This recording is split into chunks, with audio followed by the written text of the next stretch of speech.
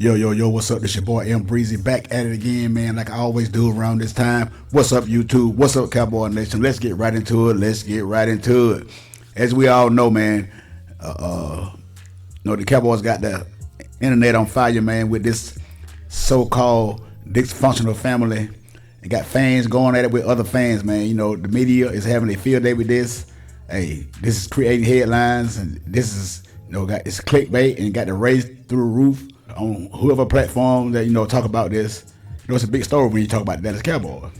Now, we all know during the course of this season, we had a lot of guys, especially analysts, that was, talking about Dak Prescott, saying Dak Prescott is having an MVP type year. And a lot of guys were saying that this is going to be Dak Prescott year. He's playing good ball. Mike McCarthy has got Dak Prescott. They're rolling. And they fit like a glove. And this is a match made in heaven. Because we all know that Mike McCarthy ran Kelly Moore out of town, saying that he's going to be this guy, going to have a balanced attack, and he's not going to worry about being the high scoring offense in the NFL, and he's going to run the damn ball, which we all know that was a damn lie, because he threw the ball more than damn Kelly Moore did. But that's neither here nor there. But, you got the analyst, man, that was, giving Dak Prescott praise. And one of the analysts was Ryan Clark.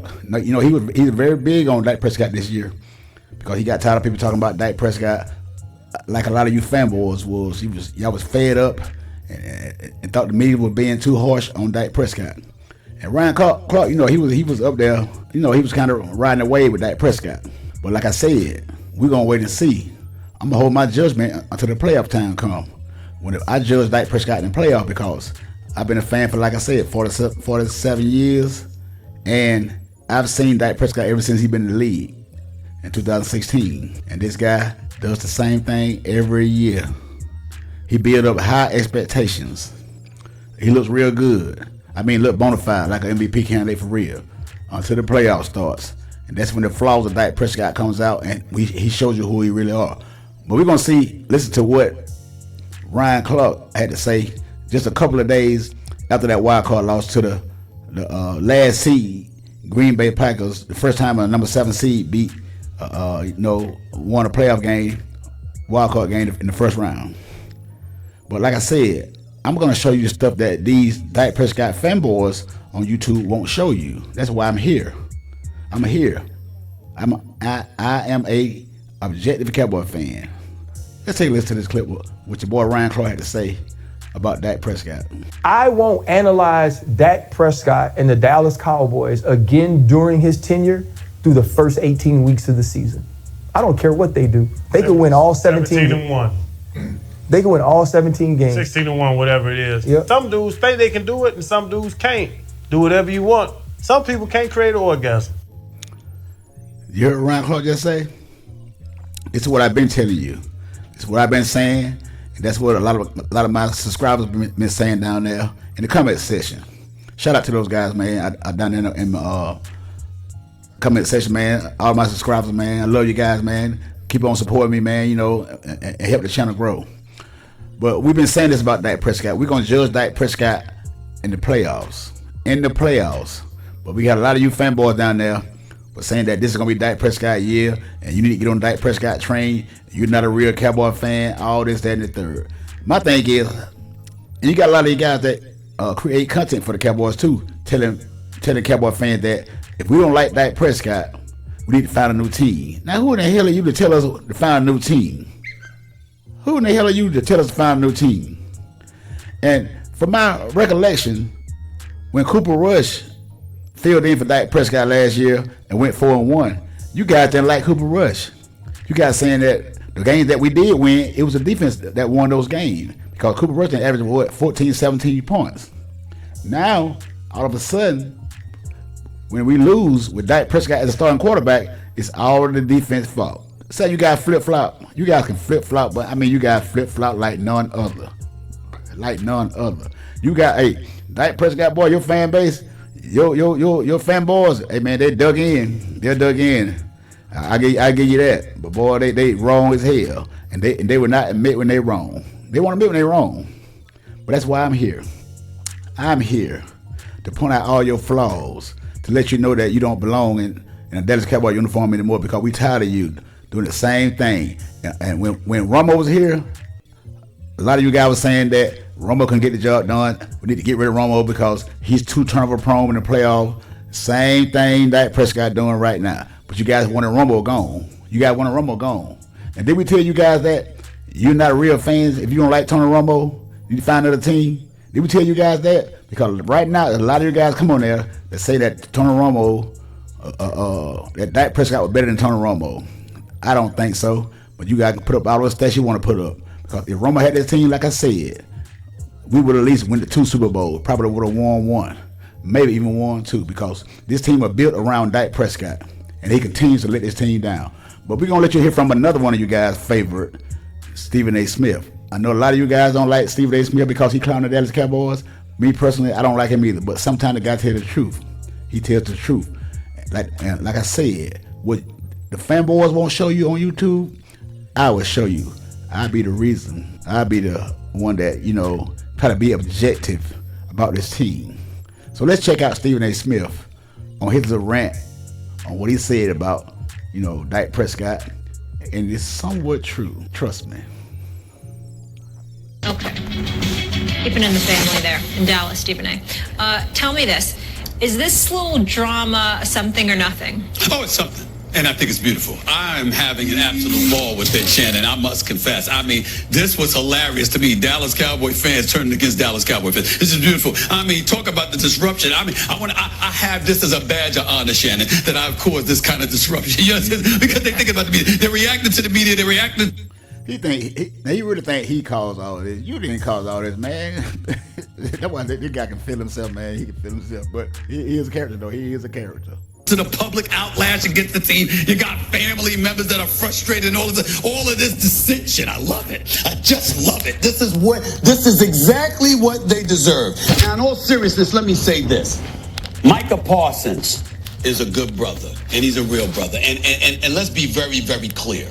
The man is, I appreciate his statement more than you know, Molly and Shannon, because he's not a liar. Yeah. And if he says that's his brother's comments and his alone, I certainly didn't tell him to say it. Take that man as his word. He's telling you, I'm a grown man. My brother does not speak for me, okay? I think his brother owes him an apology for having to put him in a position where he has to explain that. I know, Shay, that we've discussed in the past that, you know what, like if Sterling was to say something, that's your brother. Of course, I get that and I understand. Yes. But notice how Micah Parsons didn't deny anything that his brother said. He just said, I speak for me. You understand what I'm saying? Right. No, I don't need my brother speaking for me. I will speak for me. So I respect that.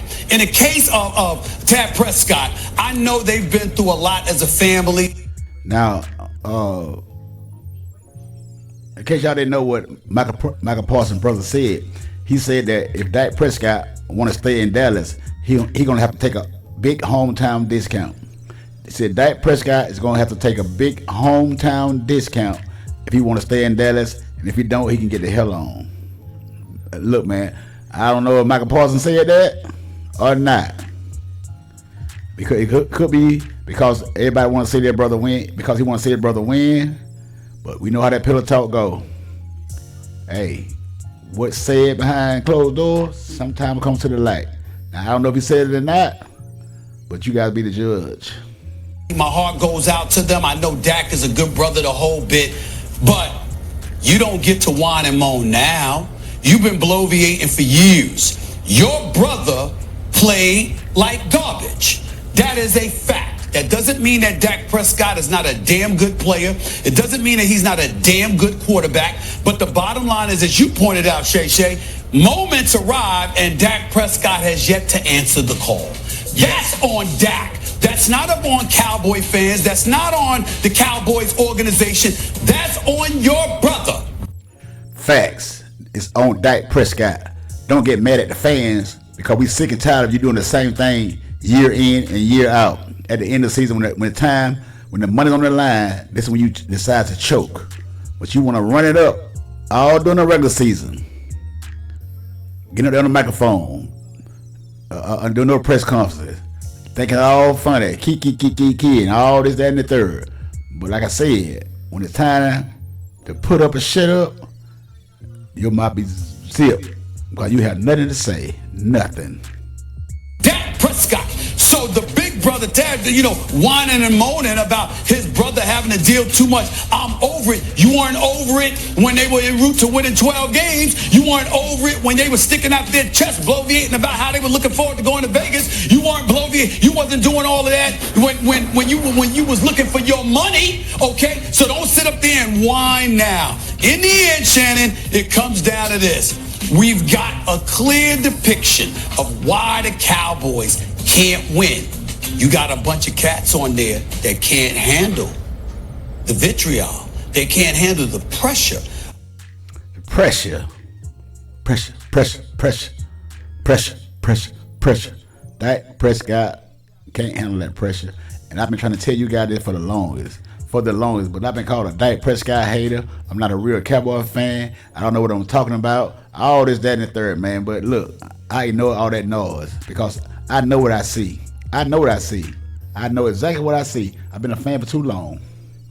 Of being associated with America's team. And if you remember this, Shannon, and I'll give you the floor after saying this. If you remember this, before the season began, I told y'all I was in Vegas for the Errol Spence Jr. Terrence Crawford fight. Yep. And a whole bunch of Cowboys were there. And what were my words, Shannon? I said, yo, they believe in themselves defensively. But when you bring up Dak, they're like, man, he better step up. I know the first thing y'all gonna say, the defense gave up 48 points. The Cowboys led the league in takeaways. But the defense gonna be held accountable too because, they did give up 48 points. But like I said, I'm gonna go back to this question. Dallas Cowboy was 16-0 at home. Averaged 40 points a game. When the Green Bay Packers score, do the Dallas Cowboys get the ball back? That's all I want to know. That's it. That's all I want to know, man. You better get it done. You're saying players are saying players. I said this right here on First Take. Before the season began, they were hopeful and they wanted to believe in them. But that was their trepidation. Can I ask offensive or defensive, or do you not want to go there? Okay. I'm not giving names. I'm not giving I don't indications. Want names. But I will say this to you. It was on both sides of the ball. I bet I know who it was. Trayvon did, Michael Parsons, and CeeDee Lamb. I bet you. Okay. Both sides of the ball. There was a question mark, Shannon, as to whether or not he would step up. See there. See, you can say what you will. When these family members speak out, man, it's pretty much they done said it, man. And that's all it is. And people sick and tired of Dak Prescott, man. It just is what it is. People sick of Dak Prescott doing the same thing every year, getting all the fans' hopes up high with all this talent on this team, and he lets us down at the wrong time every time. Every time in the playoffs, this guy just shuts down. He gets afraid.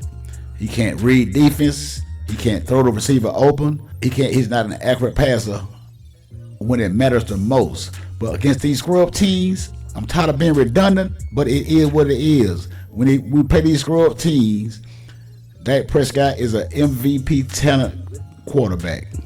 Teams that are under 500 with no defense, with no secondary, with no pass rush, he's going to perform to the highest. You see, this is why Dak Prescott be so silent when people come at him. Like all this attention going around now, this is why Dak Prescott will never speak up, because he knows he's the weakest link on the team. And he knows it. That's why he's quiet. He let the fanboys talk for him. Because he got a lot of fanboys out here. He got a big old fan base of fanboys. And they're going to protect him to the fullest. I don't know why. But they know they're wrong, but they want to admit when they're wrong. This is what these guys do. They're going to throw blame on everybody else besides Dak Prescott. And it's a shame. But we're not going to let y'all get away with it. The fans are not going to do it. The family members are not going to do it. We're not going for it. And the real Cowboy fans definitely are not let y'all going to do it. So you can keep on going around trying to blame everybody. Matt McCarthy. Y'all on Matt McCarthy heavy.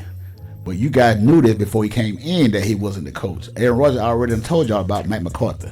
I already told y'all. But your hard head, like I said, you ran Kelly Moore all the time for nothing. That's what it seems like to me. Because you can't keep blaming these coaches for it. Because they can call the plays, but he can't go out there and throw that football.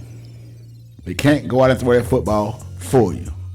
So you're gonna fire everybody in the world before y'all get to Dak Prescott. Y'all gonna fire everybody, man. Y'all just go ahead and fire everybody. But like I say, man, hit the subscribe button, hit that like button, leave me a comment down below, man, and tell me what you guys think, man. Until the next time, it's your boy Breezy, and I'm out.